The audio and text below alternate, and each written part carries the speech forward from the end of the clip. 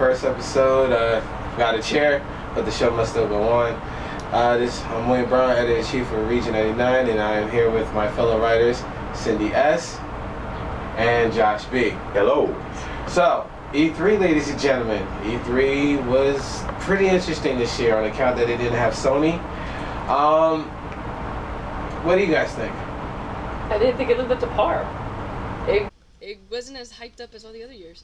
Oh, wow. Well, yeah, it's definitely a more subdued year, largely because all the other companies are just gearing up for the PS5 and the Xbox Scarlet, or whatever they're actually going to call that thing.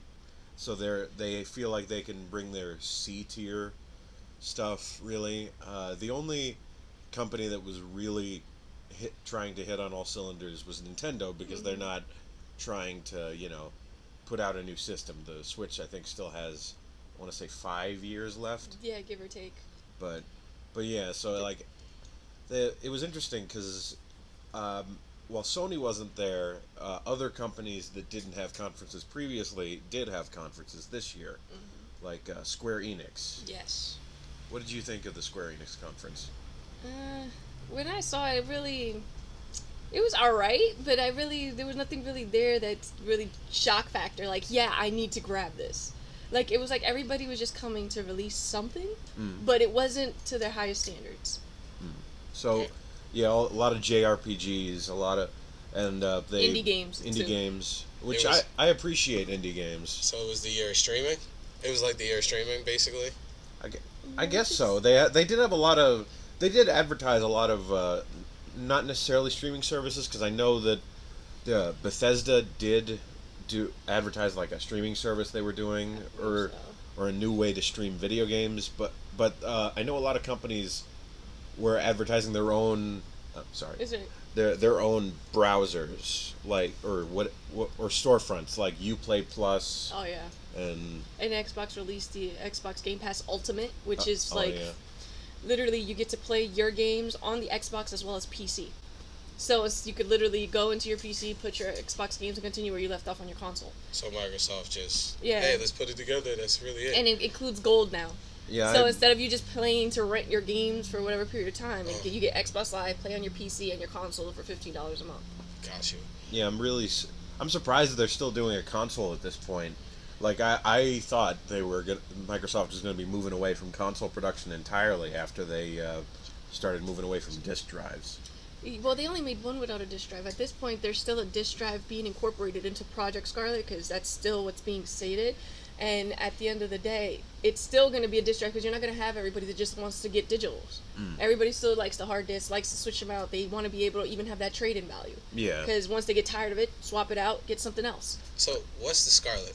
Project Scarlet is so far the name of the new Xbox, because at this point it's untitled, no prototype, just a name and what the power is behind it. That's all that was stated at E3. Yeah, like the only reason they even talked about it was because they wanted to get ahead of Sony, because Sony's not at the conference, and there's been rumors about the PS5 being a thing for, I want to say a few months, 2 months, give or take. And the whole thing is we have to get in front of them, but we don't actually have anything to show. What are we doing?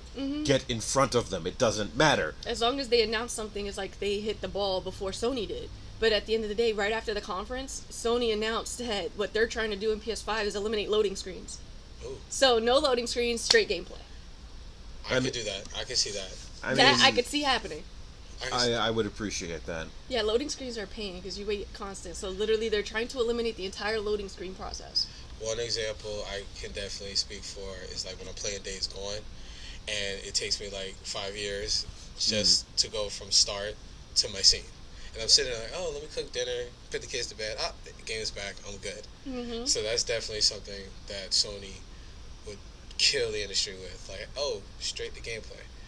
But like, what type of magic do you think Sony would need for that to happen, or engine? Well, with stuff like that, you'd probably need like a really high graphics card, and like that. The only thing that concerns me with that, like, that's a really good thing to put in, like no loading screens. But the thing that concerns me there is price, because like the equipment for that The more hardware, Isn't- like the better the hardware, the more money you're paying for it. Yeah, so like we could go, for all we know, the PS5 could go back to PS3 levels of pricing with like $600 for like one console. Jesus. But for all of us who are gamer addicts, we will spend the money. We'll trade in our souls for it. Speaking of which, Cindy, Yo. um, praise you, gamer, Yeah. extraordinary. Kingdom Hearts 3. Yes. I know it's an interesting and weird transition, but you're loyal to the brand. Oh, yes. Why are you so loyal to Kingdom Hearts 3? Storyline. The storyline is so crazy with me. The jumping around, even though like it's like you keep going with it and they don't fail you. The graphics get better, new worlds, you get to experience different things within the world. So it's like they went and took it from PlayStation graphics, where running around and stuff, and they alternated it to the new one. And I waited for years for this third one. So I had to jump on the ball. So of course I blew all my money. I just didn't care. And I went all in for it. Even though they did switch certain aspects, like I used to love searching for my Dalmatians. Okay. Now I'm not. I'm searching for emblems of Mickey Mouse. Okay. Yeah, which was like, really? I really like my Dalmatians. I got some perks. Nice. But you don't have no Dalmatians. Where you're looking for ingredients. Ingredients we still have, because now you actually get to reforge your Keyblades to make them smart stronger. Okay. So instead of them losing it and you just switch them out, you're literally going to build into them, make them stronger, switch out whichever one you want to get with at that point. For those in the audience who may have heard or may not know much about Kingdom Hearts, just the series in general, could you explain a little bit about it? It's literally, you have the main character, Sora. He tries to reunite with his friends, Kairi and Riku. And they're at the point where they have to defeat Heartless, who are trying to get the hearts and make the powers for themselves to kind of like take over everything. And it's literally all the evil villains who control these Heartless. So being that it's a Disney franchise? Yeah. Is it safe to say basically love saves the day? It depends. Because at this point, he has his love for this one. He already has Kairi. So it's like, it's not really love, but their connection, it's like their friendship connection, I'll say, is what really keeps them together. They'll fight for each other for anything. Because, like, even when Riku went evil, they were managed to get him back as well. I've actually never played any of the Kingdom Hearts games. Oh my God, what's I wrong played with you? one. I played part one. I did How far fall did up. you get? I beat it, but I don't know if I beat it. Did you beat Sephiroth? I want to say yes, and then I kept playing. So I don't know, like, did I win? Did you get the ultimate weapon? All I know is I saw credits. So I was like, yo, I saw credits. Well, you could see the credits of your first gameplay, and then you have to go and defeat Sephiroth, and then you also have to get the ultimate weapon. So it's like you have to do more than one playthrough. So what you're saying is I really didn't beat the game. You beat it, but you didn't, because if you don't have the ultimate weapon yet, you're still missing some things. Is that a gun? It's a keyblade. So it's a sword of a key. Yeah. Okay. Nah, I'm like, I just played it. It was years it ago. was- I yeah, get you. I think it was in the 90s. Or was it early 2000s? Probably. What system was it on? PS2. Okay. Yeah, it was on PS2. Yeah, because everything, it was PS2. big Then block. they had the Game Boy ones. They had Game Boy ones. Yes, I know. 358 over 2 days or whatever Yeah, it is. and then there was the other ones that they had too for the Game Boy Advance, literally the cartridge based. Oh, Jesus. Yeah. Yeah, like like unless you're getting the collections, it's basically impossible to play through every single Kingdom Hearts game unless you have all these different systems. Or unless you're Cindy. Oh, that too. Or you'd be willing to spend the money to get the one that includes all of them in it. Well, yeah, that's what I'm saying. Like, you just buy one of the collections for like the PS4 or Yeah, whatever. like So Far Gone, I believe, has some, or the remix edition has a good, because I bought the 1.5 remix edition, the deluxe one, Okay. and it has even 358-2 I know there's for like PS4. one. I know there's like one that's just like Kingdom Hearts, the story so far, that's supposed to include like all of it. Yeah, that's the one that's around here somewhere. Yeah, Back well, there in the left. Just for the audience, we are at GameStop. Do apologize, should have mentioned this earlier. I'd like to thank our boss man Travis. Hey, Travis. All right, Thank you, Travis. Shy guy, but GameStop Route 3 for your gaming needs. Huge selection of games and pop culture merchandise at your, disposal. Transitioning to Nintendo, Josh, because you are the Nintendo god, Switch god extraordinaire. You're a loyal fan of the Switch. Yeah. Your articles have demonstrated that you would defend the Switch till the day you die. What makes the Switch popular? What makes the Switch awesome? Well, largely speaking, I would say it's versatility, because no other console on the market right now has the ability to both be played at home or anywhere else. Like in terms of high fidelity graphics. The last console that tried to do that was the PS Vita, and that did not work. Yeah. Because no one remembers the Vita. Rest in peace, Vita. Rest in peace.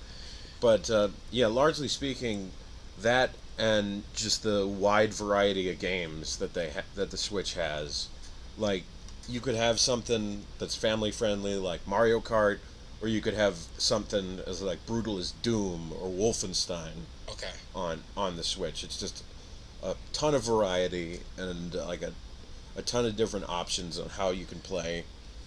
It's a party system too. Mm. So, here's a question.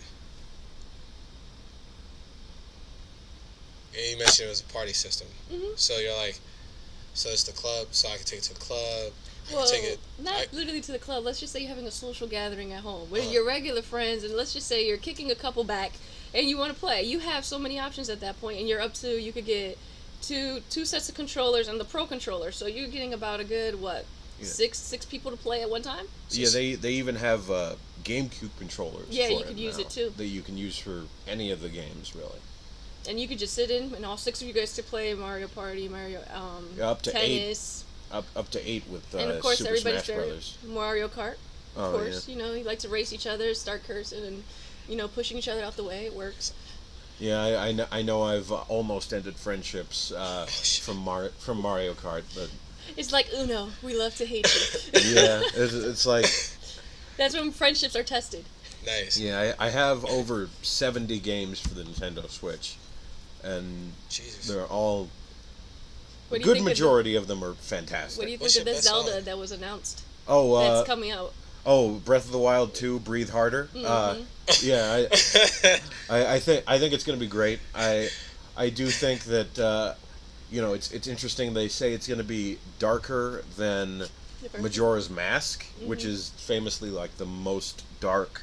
Will there be blood in this game? That's a good question. I have no idea. I'm going to say no, just because I don't think they've like even when Ganondorf got stabbed in the head in Wind Waker, which is actually legitimately how he dies in that game. There's no blood; he just turns to stone. Okay. But so I'm gonna say no. Although there is a zombie Ganondorf in there, so who knows? They're doing and everything. they're doing things. There's always up differently. for improvement with all these companies. Yeah, and I mean like, I am interested because Zelda is another one of those series that everybody's played but me.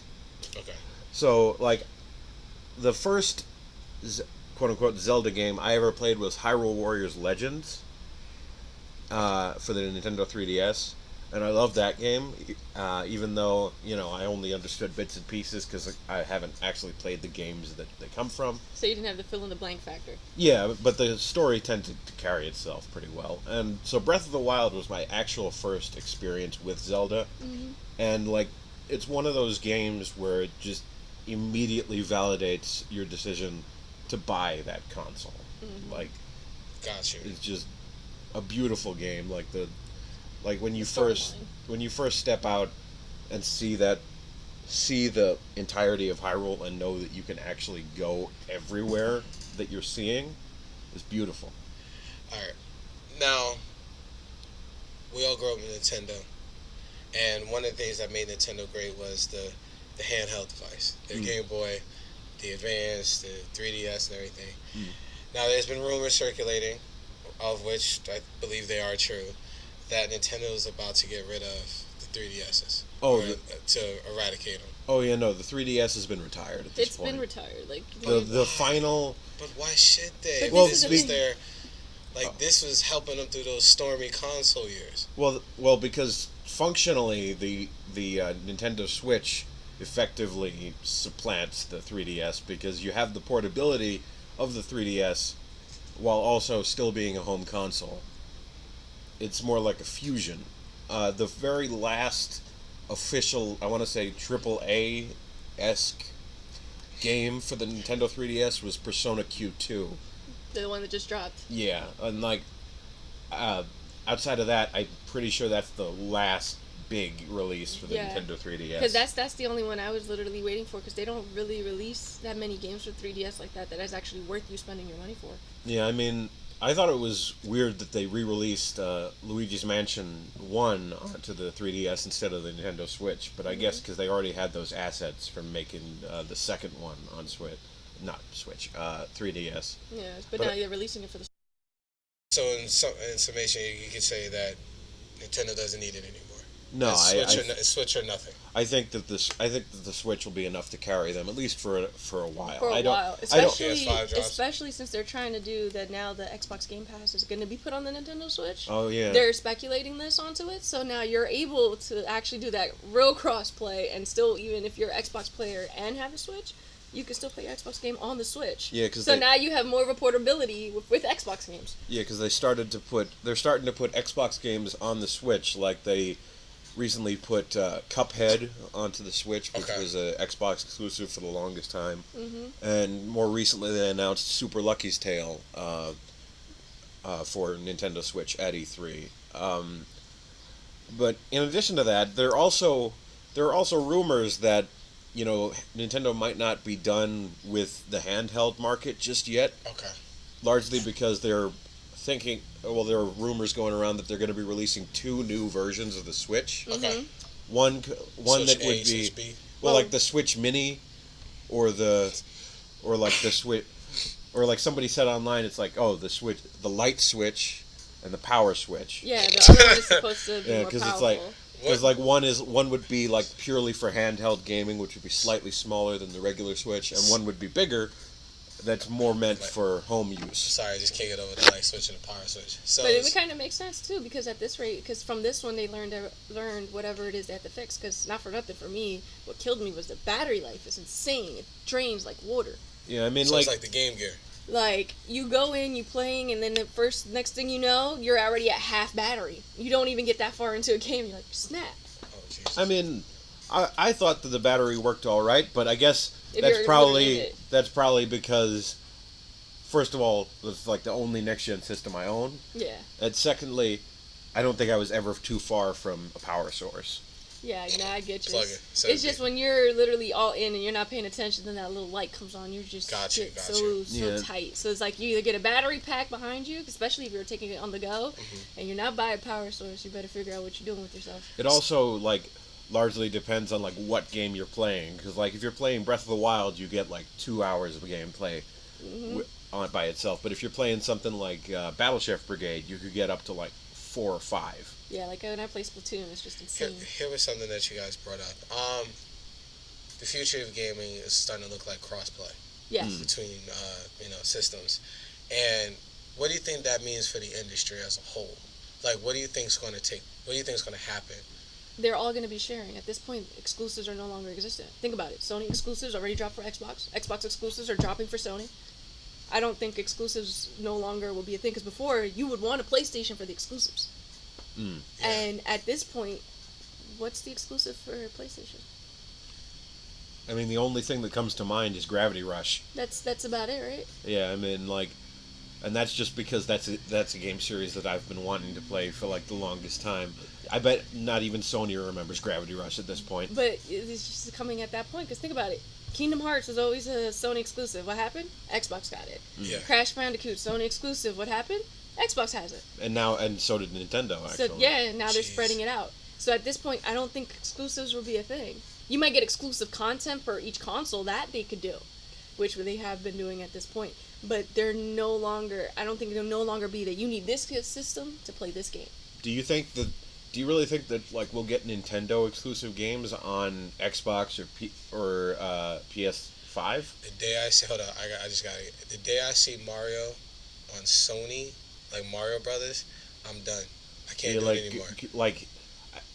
Well, in all honesty, they're over here talking, the rumor is that all three of them are trying to join because of all the taxes that they're trying to make for Nintendo to release games in China. So they're actually all three thinking about coming together at some point. That's the rumor. Doesn't mean it's literally going to happen. Oh, I thought that they were just trying to work together to figure out a way to release everything because of the taxes in China now. Yeah. The Nintendo Xbox? So Nintendo, Xbox. That sounds really good though. I like that. Yeah. I could see a Sony Nintendo Xbox, but then It's like you're eliminating your own competition once you're together. yeah, The Nintendo Playbox. There you go. Nintendo Playbox. That's a good one. don't we have that already? Isn't that the Switch? Well, yeah. Well, No, it'll be a cube this time. oh, GameCube status. Yeah, You bring that just, back. just back into a The GameCube was GameCube. pretty tough. I did like the GameCube. I like GameCube had It some was. good It games. wasn't that bad. No, let's take it real back. Nintendo 64 and Sega Genesis. I remember the First shooter. 64. That was the first GoldenEye. system I ever owned. No, in the actually. Nintendo 64, when you had Donkey Kong, you had to pick out the cartridge, stick in the new one so you could play the drums and stuff with Yeah. it. Oh, you mean Donkey Kong? Donkey Kong, yeah. Oh yeah, or Donkey Kong Jungle Beat. There we go. That Yeah. used to be my stuff. I used to love playing that. I remember I always saw ads for that. I never actually picked it up myself. It was fun. Good show. Are there any final words you guys would like to say? Start Cindy first. Game, quote to life, anything. Damn you, air conditioning. Okay. That was the one you want to end with? No, Damn it's you. It's ruining the background noise. It's okay. It'll be fine. No. Okay. Lady gamers, please speak up. There's a lot more of you than everybody gives attention to, and you really should get yourself out there. Where can we find you at in the net?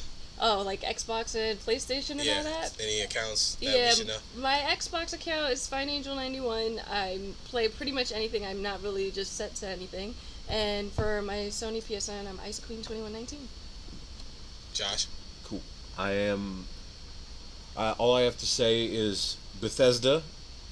Don't think that because you own id Software, that means that you can credit yourselves with inventing the first-person shooter. That's not how this works.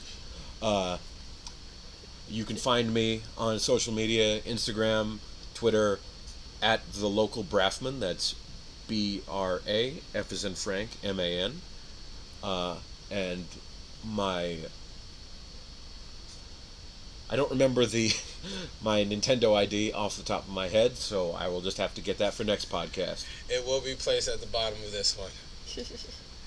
All right, thank you guys for tuning in. Please like us. Once again, William Brown, Editor-in-Chief. Didn't have a chair today, but I'm still supporting my cause. Thank you for coming out. Thank you for listening. Special thanks to Maya Hanks for being behind the camera. Yes, big shout out to Maya. She's like, no.